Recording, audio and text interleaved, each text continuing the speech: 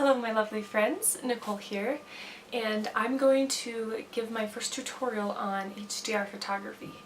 I apologize for the setting. I'm a college student, so right now it's a small room and this is all got, but I hope that it will get better soon, but this is what you have for now. Now, this is for those who have a basic understanding of photography and the technical terms. So I'm not going to go into extreme depth, but I'm going to just, this is more for those who are wanting to improve their photography or try something new. Basically, HDR photography stands for high dynamic range, and what that does is it allows you to take multiple pictures with different exposures and then combine them together into one picture. So then you have an image that has just a high dynamic range. Alright, first what you want to do is you want to have your camera, tripod, and then find a setting that you think will be a good HDR shot. Once you find that setting, then take your camera and your tripod out, and what you're going to do is you're going to take 3 separate pictures with different exposures. You're going to have a picture that's -2 exposure, 0 exposure, and then +2 exposure. Depending on what camera you have, it might have auto exposure bracketing built in, but you have to go in and find the setting.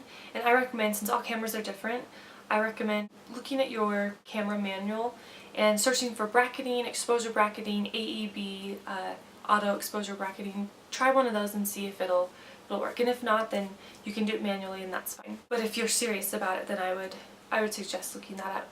Alright, now that you've taken your 3 separate pictures of the same scene but with different exposures, then now we're going to import them into Photoshop and then we're going to combine them together.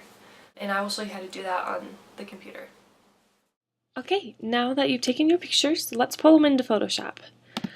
Now you'll want to open up Photoshop, go to File, Automate, and then I really like Merge to HDR Effects Pro 2, which is part of the Nick collection.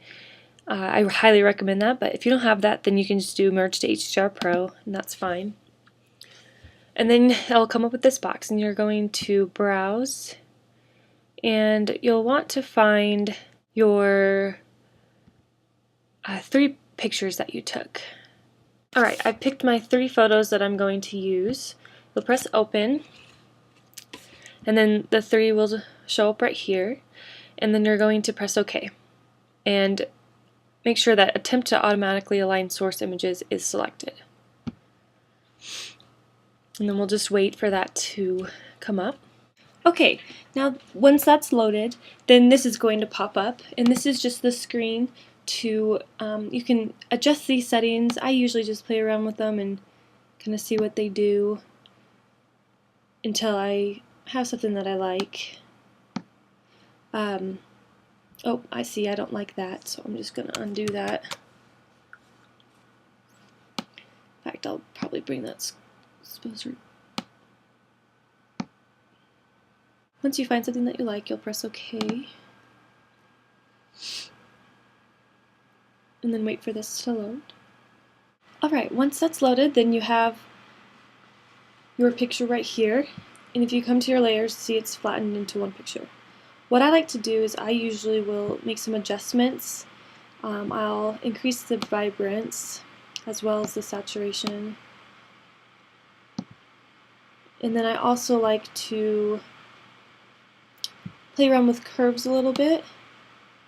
And usually I might bring this down a little bit so I can get that sky. See, I'm just looking more at the sky right now.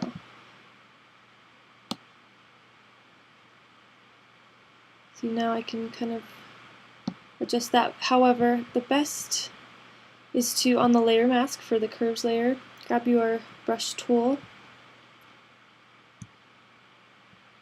and then paint with black on the foreground here.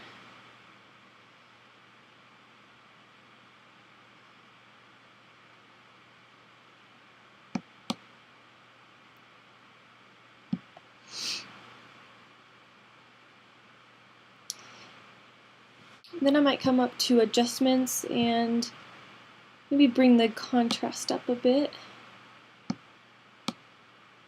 Maybe the brightness down a tiny bit. And then I have something that I really like. The sky is exposed as well as the foreground, so we don't have anything underexposed or overexposed. That's what I love about HDR. It is a little bit more work for one picture, but the results are great. Thanks for watching.